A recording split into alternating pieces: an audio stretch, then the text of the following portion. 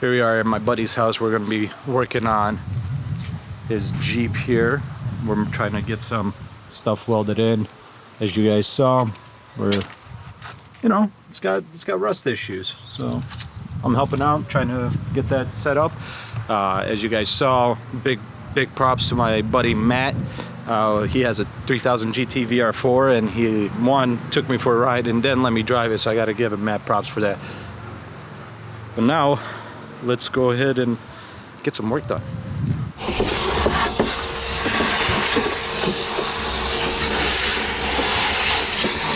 It'll give you enough pressure to get at least 2 tags here.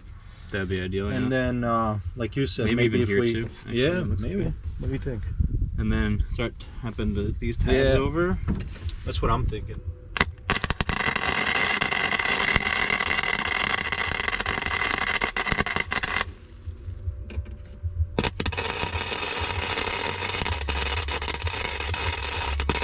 Don't be shy. You're not gonna hurt it. Oh, nice. Yeah, that'll work.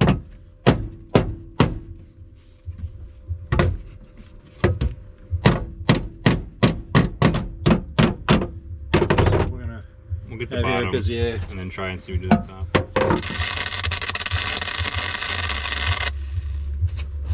You can do for maybe the edges. Yeah. To get what kind of work in, you know? Yeah. Oh yeah.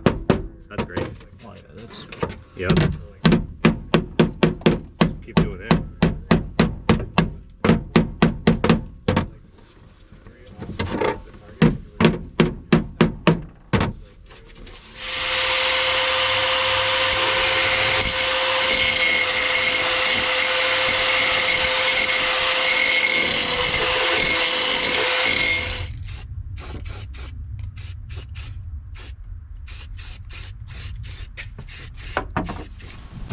I might have more couplers if you want one. I gotta look into it because Oh yeah. I know they're not leaking at least. They just look crappy. Oh, that's good. You did a boosting test? Yeah, I mean, I did everything. Just about. I did the soapy water. I did map cleaner. Yeah. Did you just buy it? No, I've had it more than 2 years. Oh, okay. But we just got the supercharger on earlier this year. Oh, I see. And then now I just finally got just about everything buttoned up. That's good. I've seen these setups with the root style setup on a 4-cylinder. It always like blows my mind. I'm like, I expect it on a V8 or something, but not on a 4-cylinder. So seeing it's always interesting. And it like, I mean, it's perfect for this car, but it looks so little. So little. Yeah. Yeah. For like a wrist blower. Oh, hi, friend. Hi. Sitting. Hi. Hi.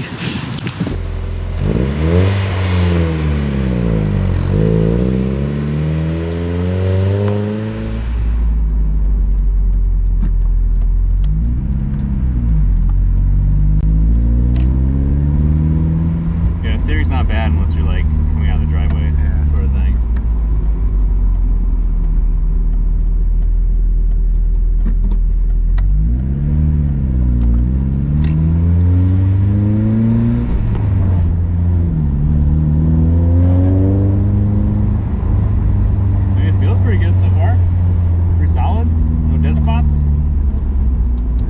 First gear is the one to bring out if you're gonna do any kind of going.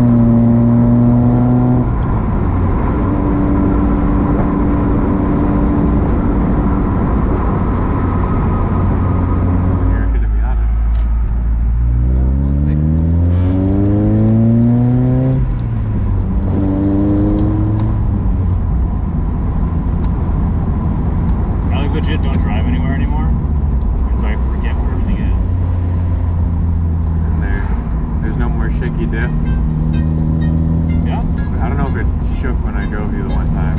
You might not have noticed because I think I felt it and I didn't say anything.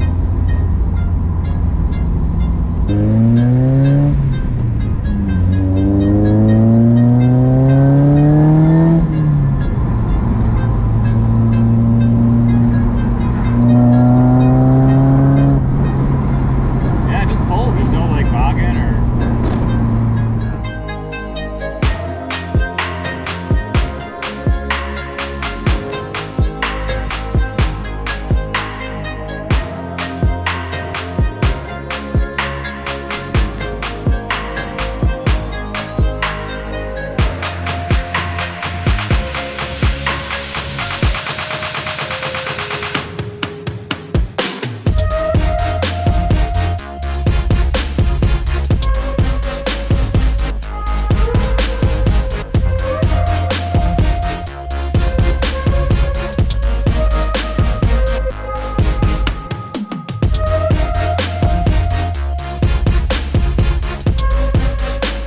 We're back again with my buddy Matt, who graciously let me drive his beautiful 3000 GT. We got a little problem. This counterweight in 5th gear hits the blow-off valve. Watch this. See? And then when you're trying to shift, it almost looks like you're, when you try to shift it in there, it feels like it's not in the gear.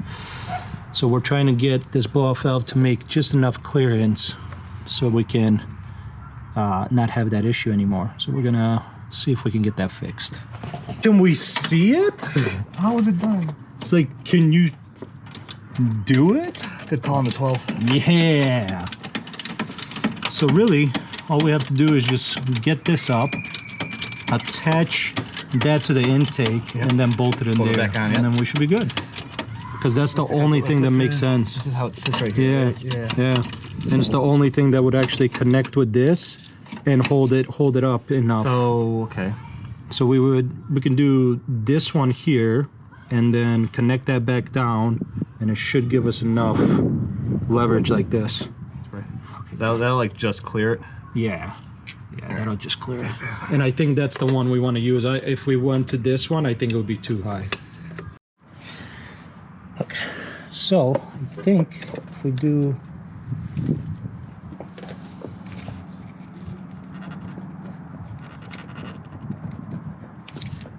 I bent it too much. Come on, come on, come on. Come on.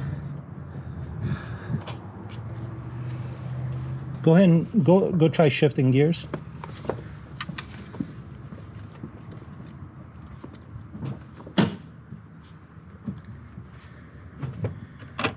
Is that 5th? 3rd? Okay. Yeah. Oh, dude. Hey, you can hit on 3rd? Um, No, that feels better. no, I did notice that, so nothing's hidden on it, but I did notice when you originally shifted, it was like, there was like almost like a hesitation to go in. Yeah, I was hitting something, but now it seems to be doing it for some reason. But yeah, you're good. That's this, but It looks good to me. Here, I'll...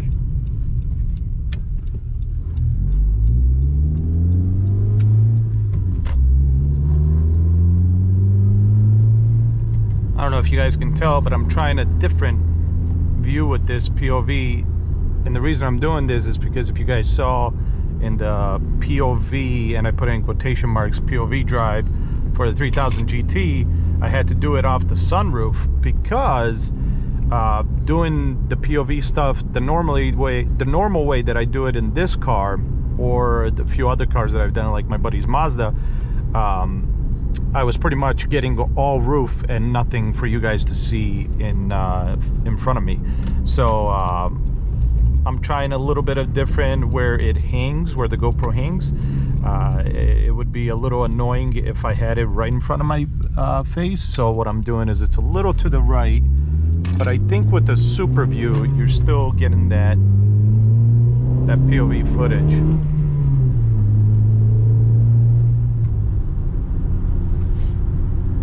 It shouldn't feel too much like it's off center.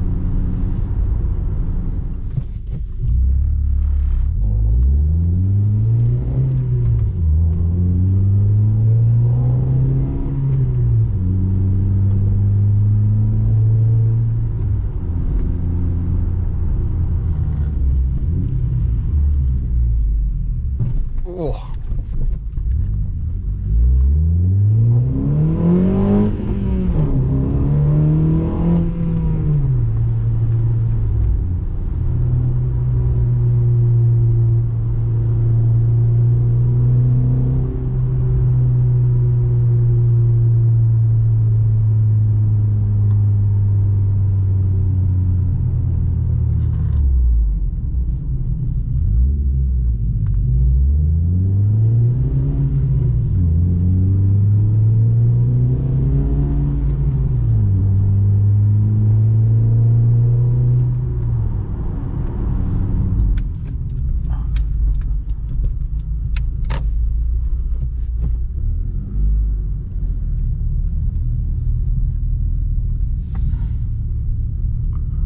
All right.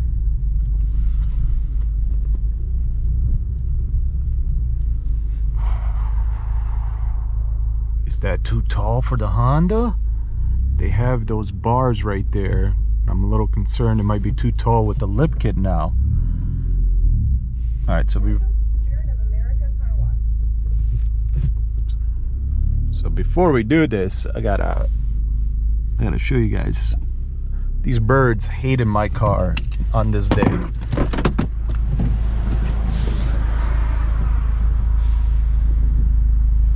So as you can see, I got right here and a bunch up here. They just bombed my car, and I was like, oh well, that's great. So let's see what this touch-free car wash can do. I am a little concerned that that lip is too low for this metal piece that's on the left here. I am a little concerned that that's going to be a problem.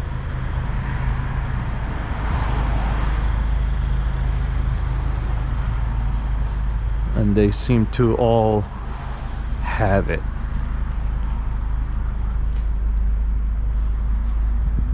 Unless you want to wash your car by yourself,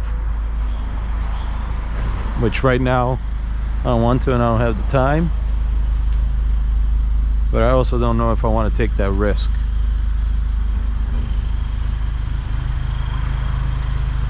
Let's find out. I should have a tape measure in here. Yeah, there it is. Let's find out. It's going to be on the left side. Let's see, lowest point here is about 6 inches.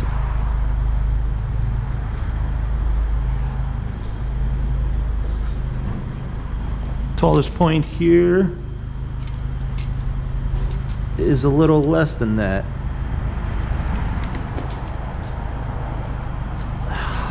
We should just about make it. Let's see what happens. Last time I did a touchless wash, it was awful. It didn't really clean anything. So let's see what happens in this one. Purchase. To start your car wash, please pull into the wash bay. All right, guys, let's see what happens.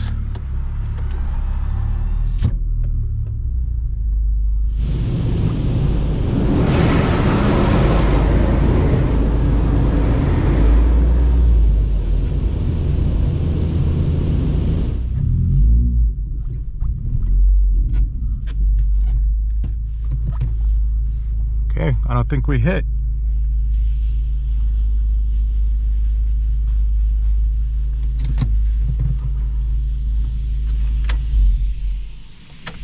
All right, well, I can already tell you, I don't know if you guys can see it on camera, but all the little dirt that's on the outside of the windshield that collects here with your wipers hasn't been removed. So we'll see, like, maybe because that's such a small thing it can't remove it, but that hasn't been removed. Can you guys see that? That giant pile still hasn't been removed. Yeah, this car wash is shit. Oh, the side, mostly, there's still little remnants here, but the top is completely still there. Yeah, this is why I don't like the touchless. But the reason I don't want to go to the non-touchless ones is because I don't want it to be aggressive on the lip kit that I just installed. So there's that.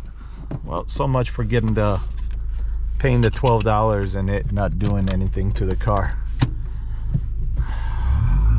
Oh well, you learn, maybe.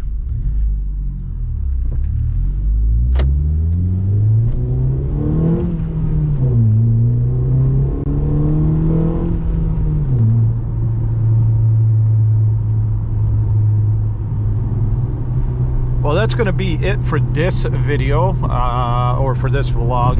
I know not too much going on, just because, once again, you know, it's a stupid excuse, but COVID is limiting a lot of things, and you know, a lot of things get prevented from being done, or who you can hang out with and stuff like that. I'm trying to get more of the POV videos, for simply just for anybody that enjoys that kind of stuff. I know I do. So I'm you know, I got the 3000 GT out. I'm talking to my buddy to see if he'll he says he's cool with letting me do the Evo 10 that he races for Grid Life, so that would be cool. And I might also have a Subaru WRX. I think it's not the Hawkeye, but it's the one after. I forgot what it's called, but the one that had the hatchback slash wagon, whatever you want to call it, that released, and then later on got the sedan. It was like from 08 to I think like 2014, 2015. So we'll probably it's possible that we'll be getting those two cars on the channel, which is awesome. I'm super excited about that. I really want to both of them, really, the WRX, just to feel what that sedan version feels like. I never drove that specific generation of WRXs or STIs. I have driven like the Bug Guy WRX and the Blob Eye STI and the Hawkeye STI, but I've never driven that particular WRX or STI model, or the new ones. So if anybody's got a new one, DM me.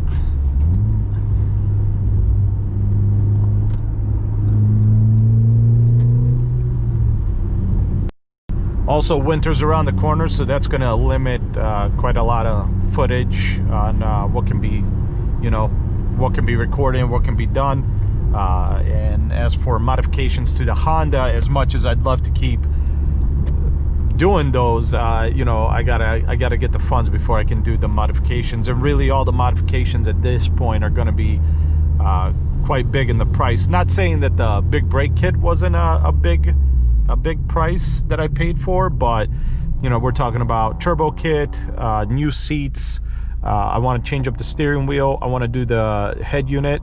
I know a lot of people are very picky about if they want to do the head unit, because that screen up there basically just turns into a clock. It doesn't really work anymore. Like none of the stuff would display like your miles per gallon and stuff like that. So, but I still want to do it just because I know the head unit I'm gonna get will allow me to get that stuff anyways without OBD2 dongle.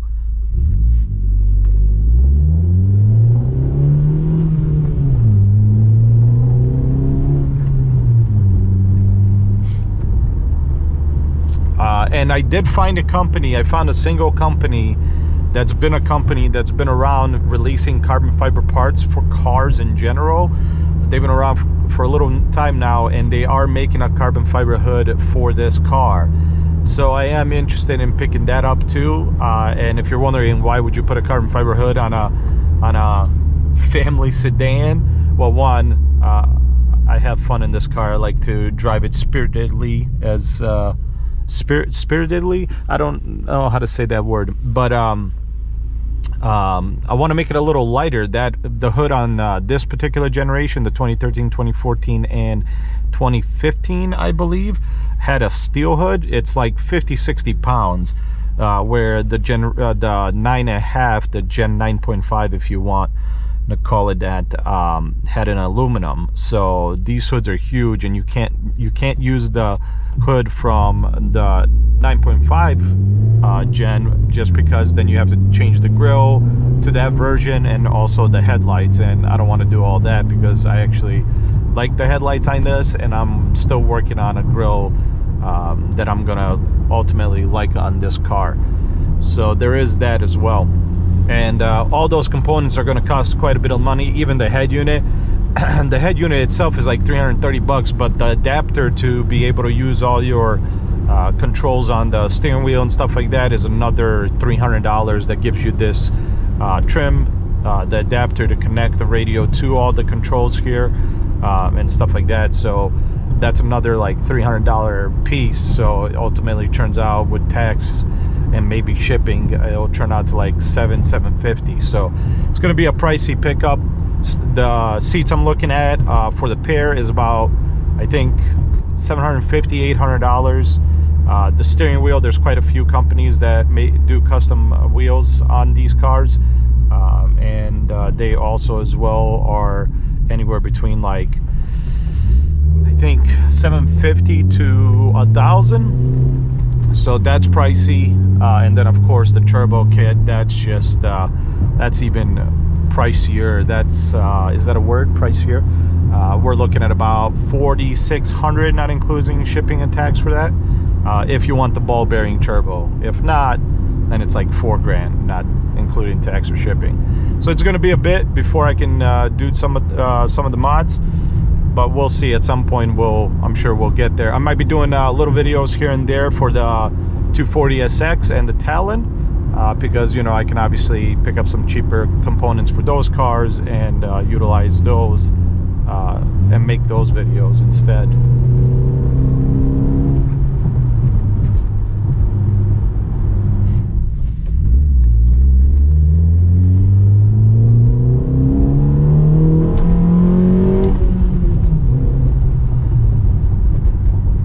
That's it for this video. I'm gonna finish it off with a little drive. Hope you guys enjoyed, and I'll see you in the next one.